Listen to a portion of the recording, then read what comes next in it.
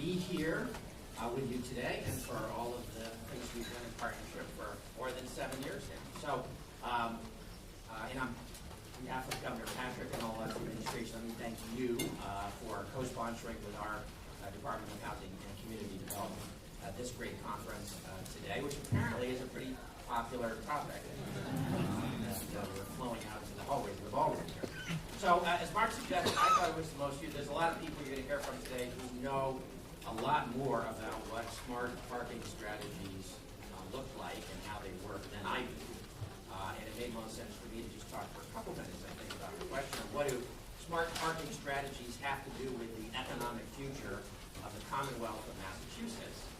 And as Mark suggested, we think actually it has quite a lot to do with the economic future of the Commonwealth. And I thought I'd take a couple minutes to tell you why the governor and I feel that way.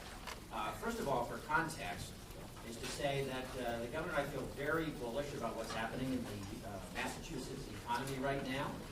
For those of you who have lived and worked in this state for a long time, like me, you know that major national recessions have not been good things for Massachusetts. In both in 1989 and in 2001, when we had a major national recession, Massachusetts fell a lot more than most other states, and we had a lot more difficult time of getting back on our feet again.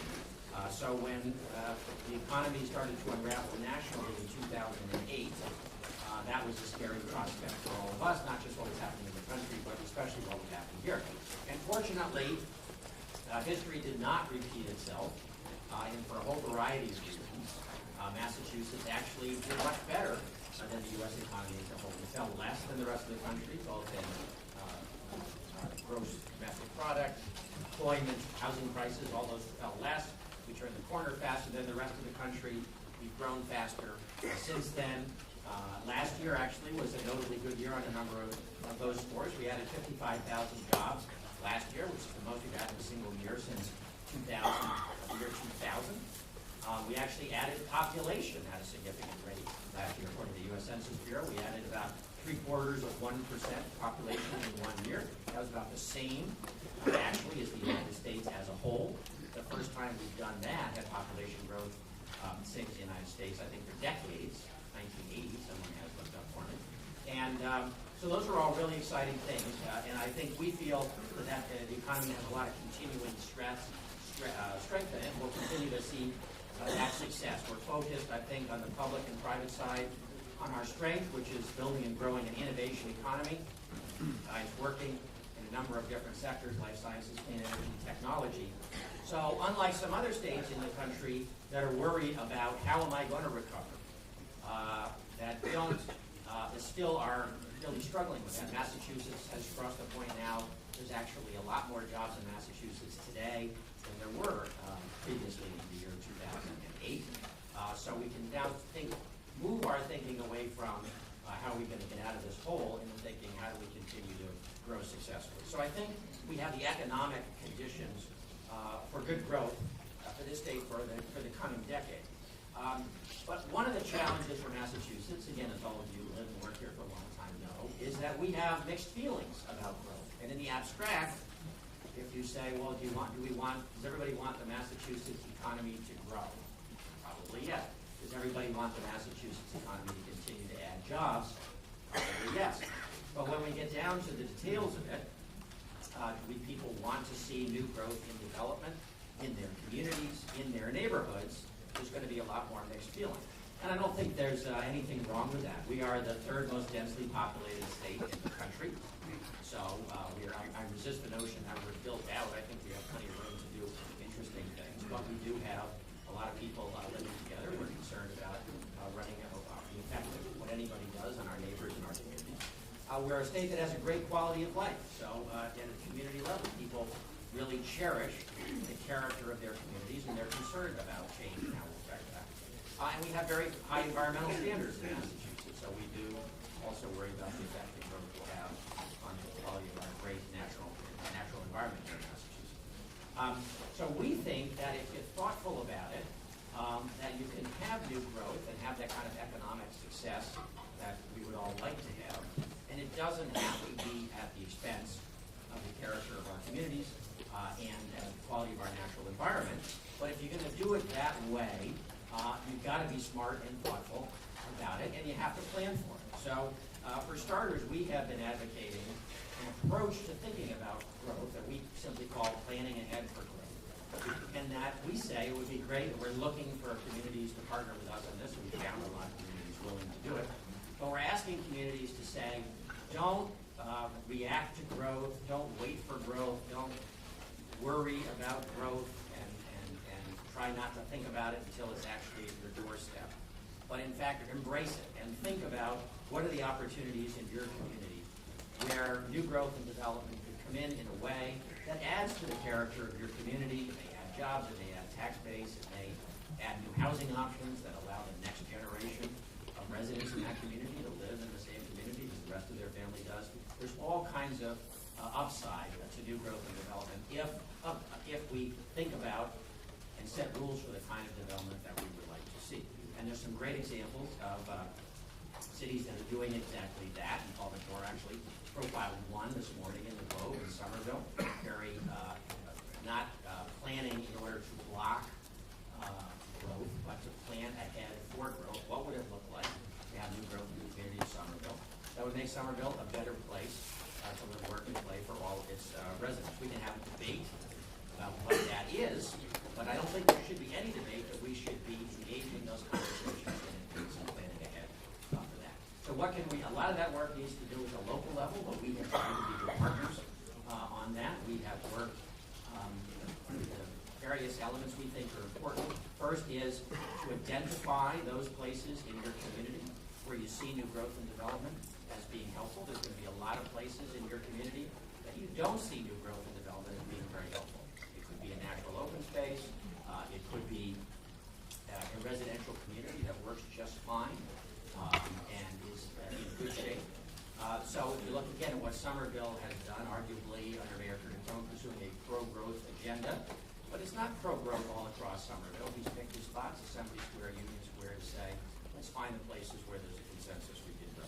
So identifying those places and then working with the communities to do permitting that sets the rules in advance and tells developers and investors that if they are willing to build at a scale and a type of development, including parking rules, that are what the community wants to see, then they will have a prompt and predictable permitting process.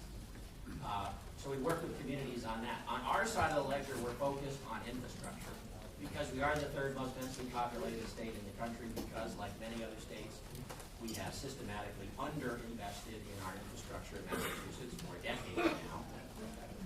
There are not many places in the state where you can imagine significant new growth and development that doesn't put a real burden on the existing infrastructure. Realistically, is going to have a risk of threatening the character of the community unless we make corresponding infrastructure investments on the public side to prevent that from happening. And our view is that city and town budget, our state budget is tight, but city and town budgets these days are so strapped that realistically those kind of public infrastructure investments are going to have to come primarily from state government, and that's why we are making those investments, building a new Orange Line stop at Assembly Square, and many other cases all around the state.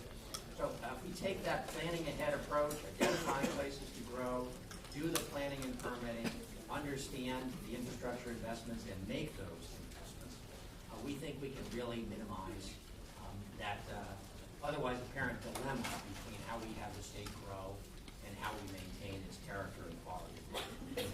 So we think that's very important, but when you start planning ahead for growth, you also realize that there are some subjects that come up again and again that it's easy to get stuck. And one of those, for example, is multifamily housing, and one of those is parking. And so it's a tendency, if you're really going to plan ahead, it's important, and the reason you're all here today is to resist the urge to take those challenging subjects and to put them on a shelf and say, well, that's a hard one. We're not able to develop a community consensus, so we're going to leave that for later. And leaving it for later literally means we're going to wait until the developer comes to us with a proposal, and then we're going to figure out what to do about it. And that's going to defeat the point of creating rules and creating a predictable environment that we think is so necessary to attracting investment. So we have urged communities to really include even those more difficult subjects in their upfront planning as they think about how they want their communities to grow. On the multifamily housing front, again, those of you who lived and worked here for many years, you know that for many communities in Massachusetts, multifamily housing is a challenging subject. I think, Mark, the majority of Massachusetts and cities and towns do not allow multifamily housing as a right by zoning anywhere in their community whatsoever. And so it is it's a challenging issue. So we have, the governor has clearly indicated that we think more multifamily housing is part of the mix of the continued success of our innovation economy. We are have a goal of 10,000 new multifamily housing units per year, a goal that was developed in consultation with Professor Barry Bluestone at Northeastern as being the amount of new multifamily housing, and also with Mark and his team at NBC, as the amount of new multifamily housing that we need in order to make sure young people and young families will want to continue to be here and see their future here in Massachusetts. And frankly, that young talent is going to be the fuel for the continued success of our innovation economy. So we not only want those young people to be here, but we realize that the effects are competitive. So tackling that up front is important. And similarly, parking is an issue that, because of the challenges it represents, and in some cases it is the very tangible base of a discussion about new development and the effect it has on existing residents and existing businesses in the community. So it's important to tackle that up front and to try to think about it in a way that we can create some rules for ourselves that make sense and not allow it to become an individualized discussion one by one for every project that may come up in the city. So thank you for the work that you're doing here today to focus on parking and particularly innovative parking solutions. I do have one other point about the importance of parking is I think that for many of us, we have been really impressed by this move towards the cities that's happening both in Massachusetts and elsewhere around the country, whether that's baby boomers or millennials, and a lot more people wanting to live, work, and play in urban environments. And to some degree, I think that there may be a feeling that makes the parking conversation easier because at least in urban neighborhoods that have a lot of public transit options, it's easier to say, well, we really don't need that much parking because we can envision people going about their daily lives and really using walking, biking, using public transit as most or all of their way of getting around and doing their daily business. So I think that, but it's important for Massachusetts, I think, that we think about parking and development issues. We also realize that for every neighborhood and community in Massachusetts that really has the benefit of that transit-rich support, really, subway or transit that will allow you to really imagine living your daily life entirely on transit. There are a number of other places around the state where we are also talking about how to create a sense of density and vitality, a live, work, and play environment. So those are town centers and village centers, some close to Boston, some further out. But realistically, even in the cases where those centers are served by commuter rail or perhaps somewhat by bus service, that's a different situation. And realistically, even despite the investments that the governor proposed to increase public transit, for today and for the next 10 years, those are going to be communities where we want to see more density and more activity, but they probably are not going to have in the short-term future the kind of transit support that really allows everybody to get off having their own car. So when we're talking about creating those kind of situations in town centers and village centers and suburban communities in Greater Boston and the MAPC region, I think we have to. That's going to be a hard question as well. What's that balance? To what extent can we use parking strategies to encourage people to use public transit and other alternate modes of transportation, while understanding that they don't have the transit support and so forth that you may see in some of our more transit-rich urban environments, and how to balance that balance properly.